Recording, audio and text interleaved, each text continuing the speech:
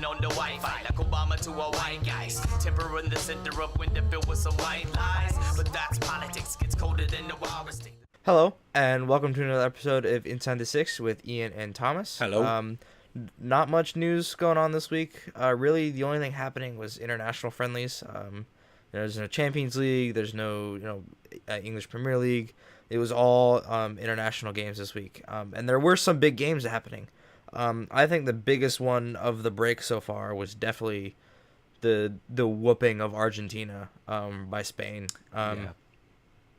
It ended up being 6-1 in Spain's favor. And one of the biggest news articles to come out before the match was that for Lionel Messi, basically this World Cup is a gun to his head. Because, obviously he's their national hero, and he's never won a World Cup yet. And that's always something that he's always wanted to do, but he's always struggled. I think that's the only trophy he's not lifted yet. If I think I'm correct with that. I think that's the only trophy that he hasn't won that he could possibly have won. So obviously EPL, he's not gonna be able to lift because he's not in EPL. But a trophy that he has had the chance to lift, that's the one he hasn't. And it's obviously the big goal of every major football player is to lift the World Cup for their country. Oh, sure. But obviously they said this World Cup was a bullet to his head, and the quote that came from Jorge Sampaoli after the match was, "Now the gun is loaded and cocked." Oh wow! I didn't read that. Because towards the end of the match, obviously they were losing so bad, he got up and left from the sidelines, which is huge. You don't want to hear that the big star of the team, who's out with injury right now, isn't even finishing the match because he's so disgusted by the team's play. And I think Argentina needs to find a way to play without Messi. He's not. Yeah. He can't be the only player that you base a team off. It's the same thing that happened with Brazil in the 2014 World Cup. Neymar got injured, and all of a sudden they fall apart and lose 7-1 to Germany in the semifinals. That is an outlandish score for the semifinals. Yeah, and especially for a team like Brazil. I expect to see Germany score, goal after goal, but you don't expect to see Brazil to go down, 7-1, and you sure don't expect to see Argentina go down 6-1 to anybody. Granted it's Spain, and they've got their powerhouse players, and they're no stranger to scoring goals, but to beat a squad like Argentina, that's going to weigh heavy, on them going into the World Cup. Granted these are just international friendlies right now, but that's what the whole point of these matches is, to kind of get everybody wound up for the World Cup. Hey, what do we got to do? Yeah. What do we got to change? Who's going to start? Who's not going to start? What are our subs going to be? What formation? What kind of tactics and things like that. And for Argentina to come away with a 6-1 loss is a pretty big hit for them. Granted it's without Messi, but and you've already stated it. You can't build your entire team around a player.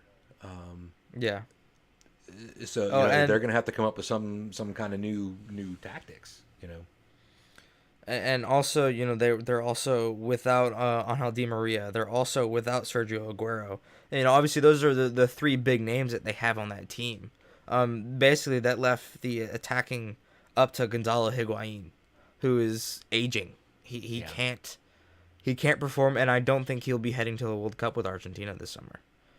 And if he does, he will be used heavily as a sub, because he's hitting the age that players start to kind of retire at this point. Sure. And he's not performing at the way that he did a couple years ago.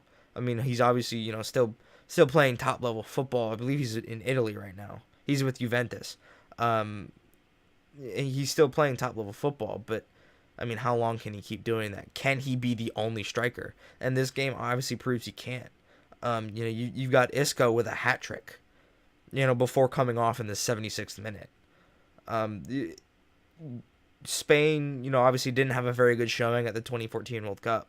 After being the reigning champions from South Africa, to go out in the group stage like they did. Obviously they have something to prove. I was just going to say, they want to be. They have something to prove at this point. Mm-hmm.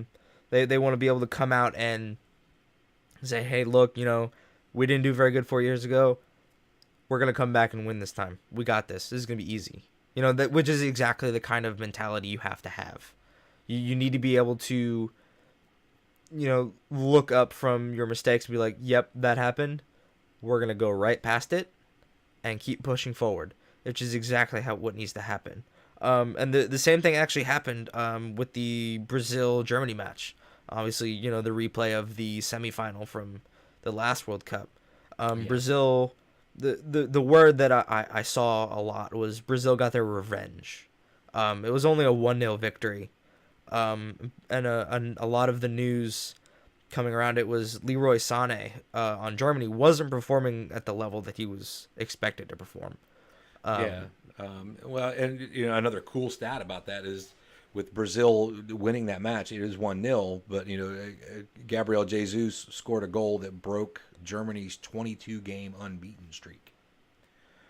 Wow. Yeah.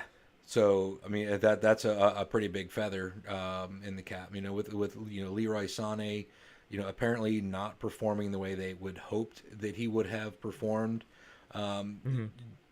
Hopefully someone can say the right things to him. Well, and not only that, I mean, Leroy Sané wasn't the only one up there. Their attacking midfield consisted of Sané, Julian Draxler, and Leon Goretzka. Draxler was a big name in the Euros, if I remember correctly. He got the Golden Boot, I believe. I remember he was a big name for Germany about a year ago. Obviously Germany's always had that huge, dense, thick lineup of, big names who can always perform. And also with this game, Brazil didn't have Neymar. So obviously, right. They found a way to play without him if they needed to. And they've still got big names. They've got Willian, they've got Coutinho, they've still got Marcelo, they've got Paulinho. I mean, Brazil has always had names, and I think they're finally learning to play without their star if they have to, which is good. Well, yeah, that's good. I mean, you have to have that depth. I mean, this will be the third time we've mentioned it just in this recording that you can't build a squad around one player. Neymar is a powerhouse player, and he's a marquee player, but you have to have someone else, in behind him, and just in case. You never know. Right now, Leo Messi's out with an injury. These guys are humans, and things happen, and they're playing extremely competitive soccer, at an extremely competitive level. Things are you can't say they're going to happen, but the chance of them happening is pretty solid. It's a physical game, and things can happen. So you have to be able to have some depth, and there are teams who have an incredible range of depth, and you can kind of see those teams going a little bit farther because they have that depth. They can reach in. Somebody's out injured or somebody's tired, or you don't want them to get injured or tired. You can sit them down for a rest or something like that. And even Messi in the past has said, "Listen, guys, I'm tired. I want to take a break." And they'll sideline him for a match or two just so he can. Despite the fact that people claim that he's not human, he is human. Right. Theoretically. Yeah. Everybody needs breaks. Sure. The game that I would really like to talk about right now is the USA Paraguay game. It only ended up being 1-0, but it was a win for the US. And it was scored from a penalty. So but I mean, I'll run through the starting lineup right now for the US. It was Stefan in goal, DeAndre Yedlin, Villafana, Miazga, Carter Vickers, Trapp, Nagby, Delgado, Adams, Saif, and Wood. Of that starting lineup, I've only heard of 4 of those guys. Yeah. which is I actually beautiful in my opinion. I think it's fantastic. I absolutely love it. Yeah. They're finally starting to realize, all right, that 11 that we've always had that didn't work, maybe we shouldn't use them. Correct. Maybe we should bring on the young guys. And it worked. Obviously, it's only a 1-0 victory. But that's a huge 1-0 victory for the U.S. right now. And it's especially because obviously without them making the World Cup, their morale is kind of low. The U.S. Soccer Federation is basically rebuilding itself right now. It demolished itself and is currently rebuilding. That's a huge boost for U.S. soccer in general. And to see all these young names is a good sign for the next World Cup. And this is even without Christian Pulisic. They decided not to call him up right now because he's performing so well for his club team in Dortmund. Which is a smart idea in my opinion. It's a way to keep him at the level that he's playing, so he's not taking a break, kind of messing up his schedule. And that's obviously a huge game for the United States right now because they needed the morale boost. Right, they needed that. They needed that boost. And just to kind of touch more on Christian Pulisic not getting the call right now. I'm sure as the World Cup approaches, he's going to get that phone call. No, he's not. You don't think so? We're not going to the World Cup. Yeah, duh. Yeah, no kidding. Sorry. Jeez. Wow. Yeah, that's a brain furp. But just the fact that he didn't get that call right now. Again, going back to you've got to have some depth. It allowed them to bring in another player, another winger, another midfielder, give somebody else a little bit of playing time, build up their confidence a little bit. Pulisic, I don't think needs the pat on the back going, hey, you're doing good. You could do better. Yeah. I think he's already got that confidence, and leaving him where he's at for right now is probably helping that. But again, it helps build the depth because now you've got another player who's got some match time, who's got a cap, and is able to to build from that. And again, a 1-0 victory for the U.S. It's been a while since we've had one. It was good to see that, and I'm glad. The rebuilding of U.S. soccer has begun, and it's only gonna listen. We can only go up from where we're at, to be real honest. I've not been happy with U.S. soccer on the men's side anyway for a couple of years. I think at the World Cup last time they did fairly well. And in CONCACAF they've been doing okay, but it just seemed like it just kept calling up the same 11 players and wondering why we couldn't change any outcome. Mark Twain said the definition of insanity, and that's just where U.S. soccer was at. It was just insane that they kept doing exactly the same thing over and over and wondering why it didn't change. And then finally to get someone there who is going to say, listen, we're just going to call up a whole new squad. Of course, Bobby Wood, DeAndre Yedlin, Darlington Nagbe. Those guys are names that, we've known. And I'm all right with that. I'm okay with those guys being called up. Because they're still young. Sure. Because they're still they're still the new guys in the group.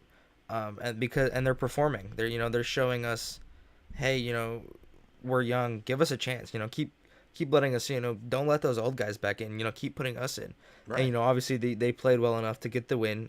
And say, hey, we proved ourselves a little bit now. Let's keep it going. Which is a good push for the U.S. Yeah. I'm very glad to see it. The next game I want to talk about is England-Italy. It went in. It's kind of a weird lineup for the England squad. Jack Butland was actually in goal. Basically pushing out Joe Hart, which we've kind of seen coming for a long time. Joe Hart has not been performing well for his club teams. I believe he's already been pushed out as the number one at West Ham. He has. He's lost that job again. and right now there are so many England keepers that are pushing behind him for the England position. You know, you've got Jack Butland, who started this game. You've got Jordan Pickford, who's performed really well for Sunderland a season ago, and he's kind of struggling with Everton, but I still think he's a fantastic goalkeeper. He's a fantastic goalkeeper. And you've got Nick Pope, who is a goalkeeper for Burnley. Yeah. He's got 10 clean sheets this year in the Premier League for Burnley. He's actually there's another stat. He's saved 2 of 5 penalties that he's gone up against. Oh wow. I mean, this is a 25-year-old kid. You know, got called up for his international team, and he's showing off. He's showing off in Premier League. Why not give the kid a chance? Well, yeah, especially if you got a 40% save rate against penalties. Mm-hmm.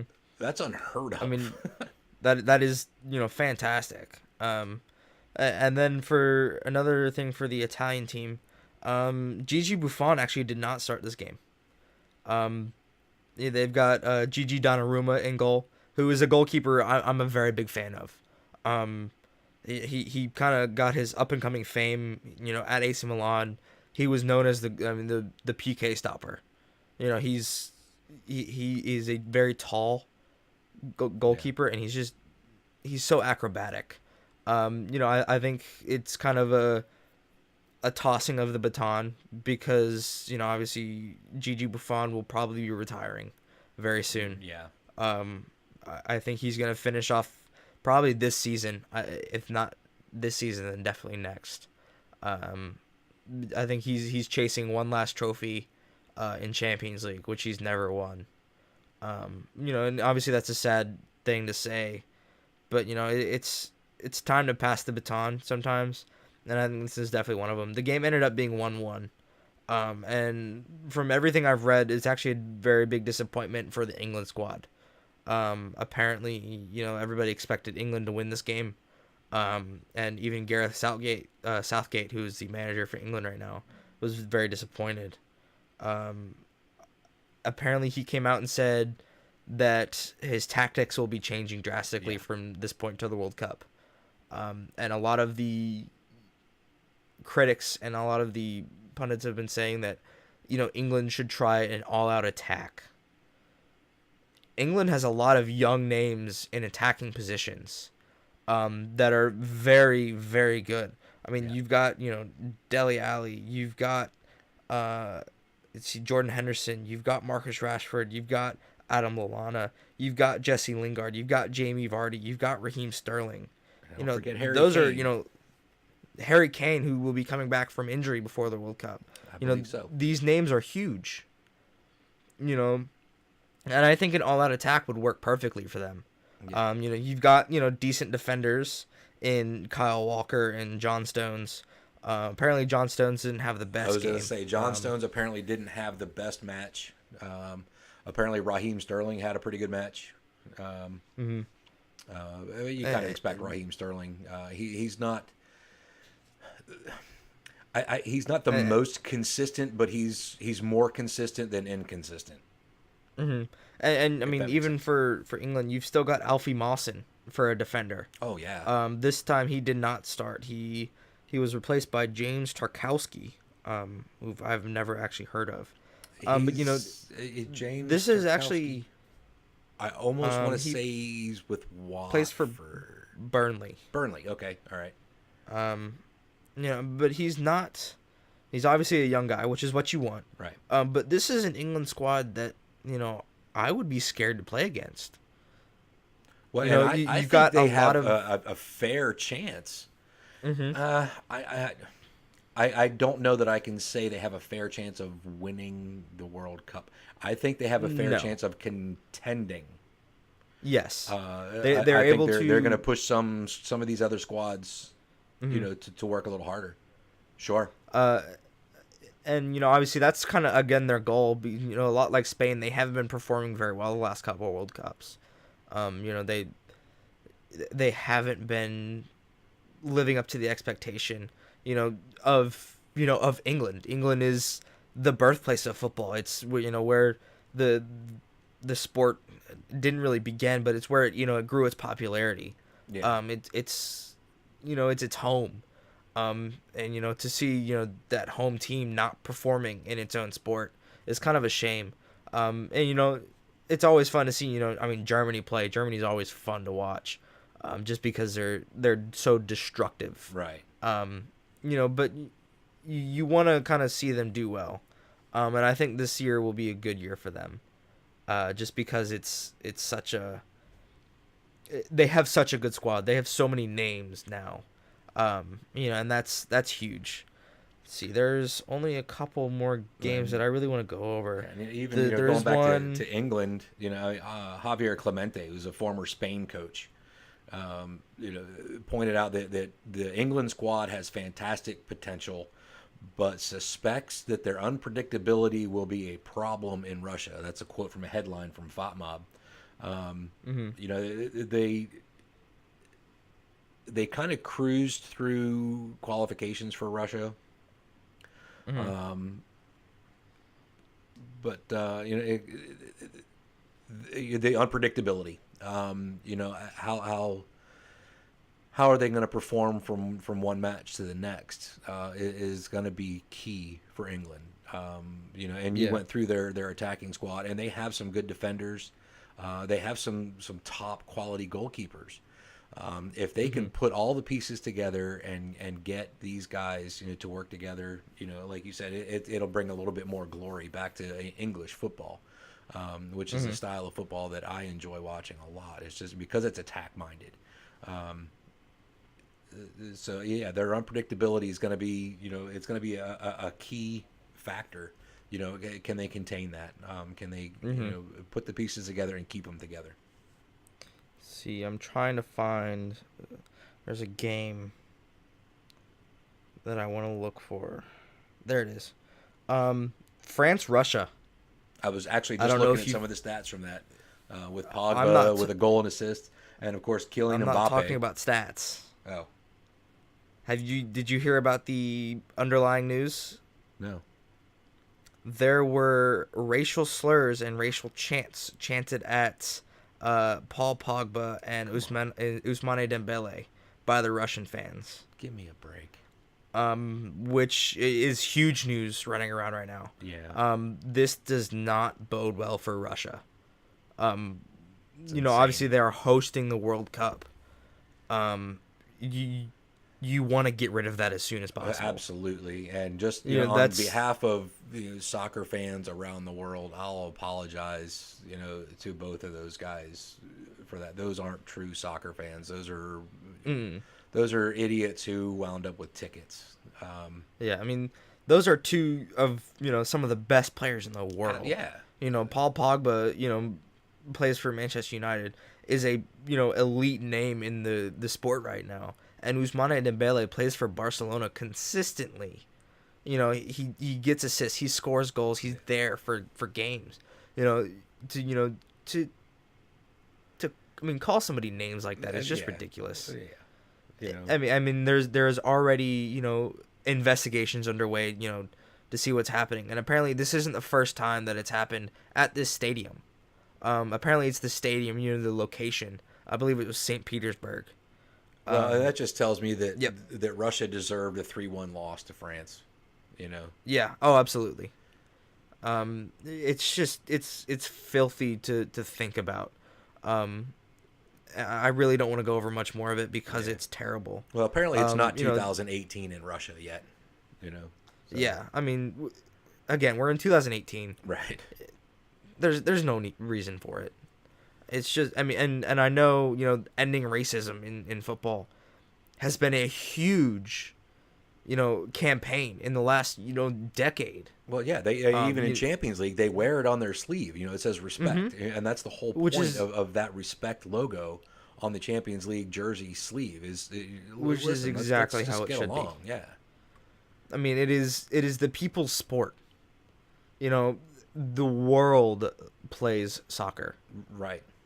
Why are we going to, negatively, talk about it? Why are you disparaging a player, especially, players, like Dembele and Pogba, You know, you're really that's your answer to the fact that these are two of the top players in the world. You're going to call them dirty names, because I guarantee you these guys, one, have already been called dirty names before, and two, are at such an advanced level of soccer that they don't care what you think of them.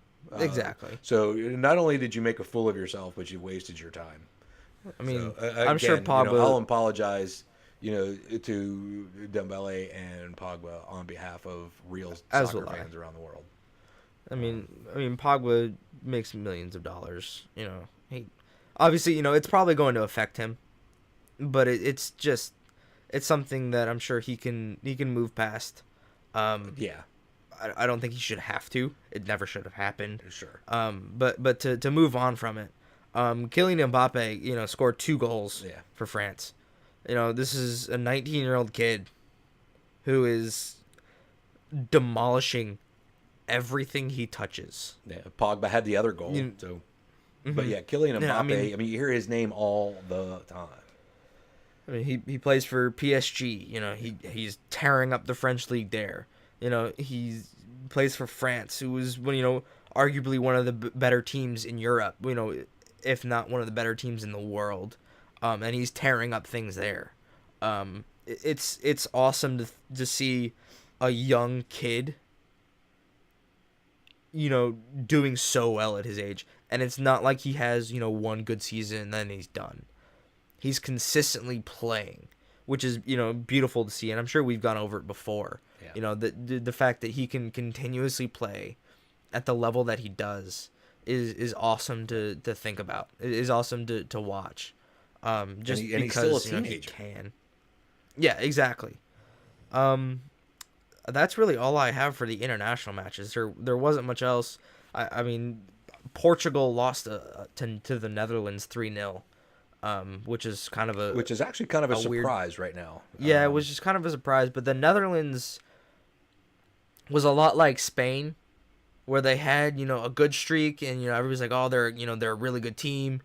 And then they kind of weren't for a little bit.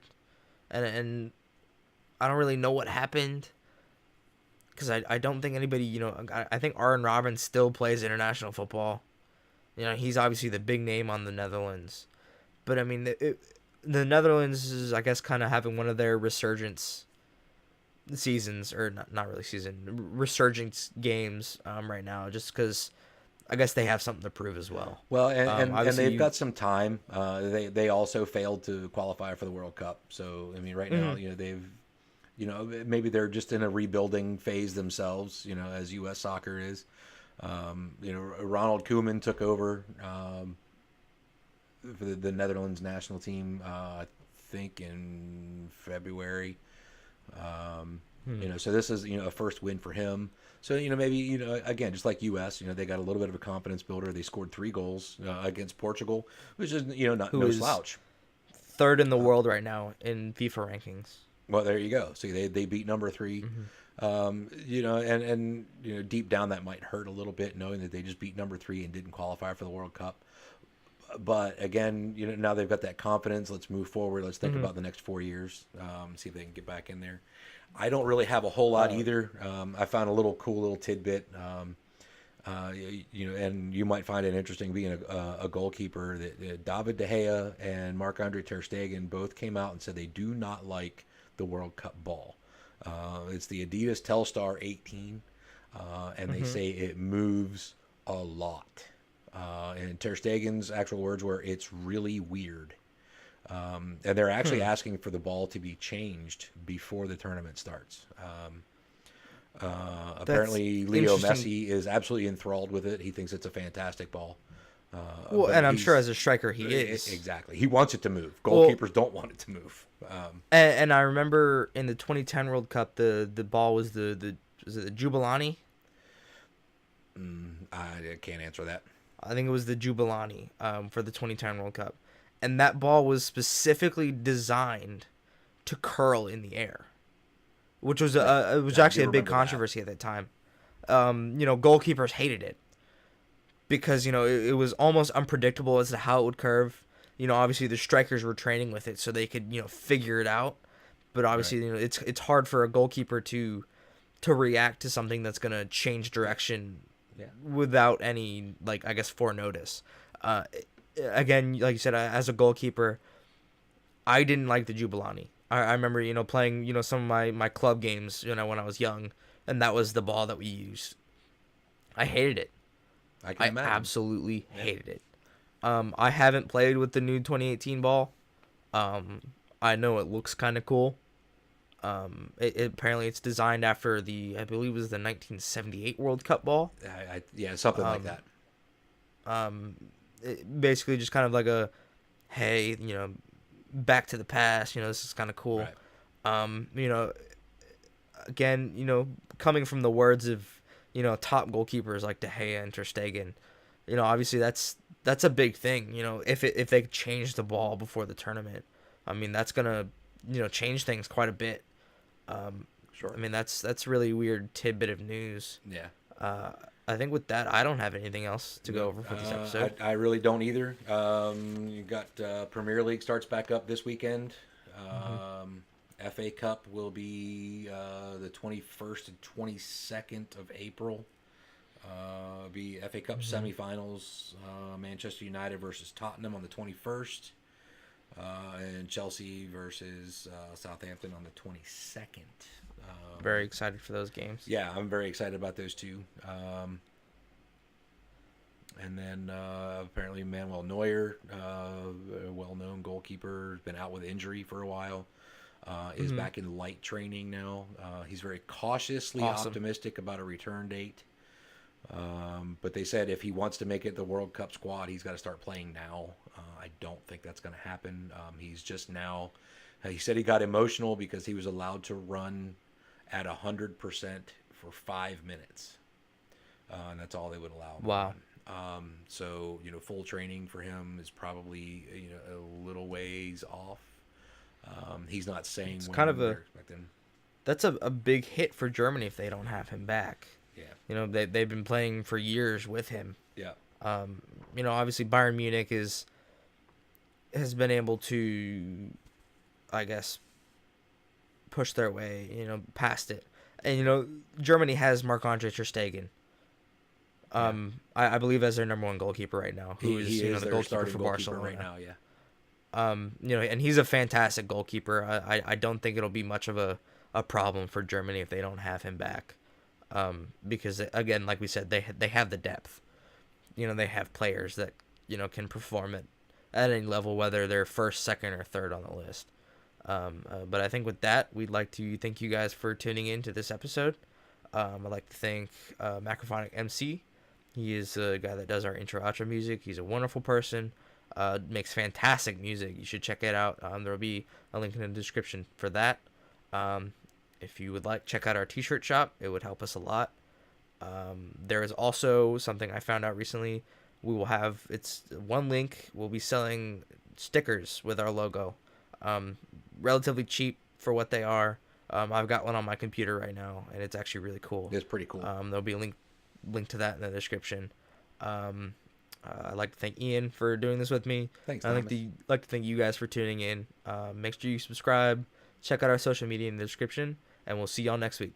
Thanks, everybody. Have a great week, and look forward to seeing us again in about a week. We'll talk about some Premier League action and other news from around the world of football. Thanks for tuning in to Inside the Six, and we'll see you next time. Still holding on to Wi-Fi like Obama to a white guys. Tempering the center up when they're filled with some white lies. But that's politics, gets colder than the wildest state. There's so many multitasking, they multi-taxing in spite of me. But I'm Michael Vick, fighting it, standing aside and timing it. Go ahead and peak my temper, I'll meditate and then write it.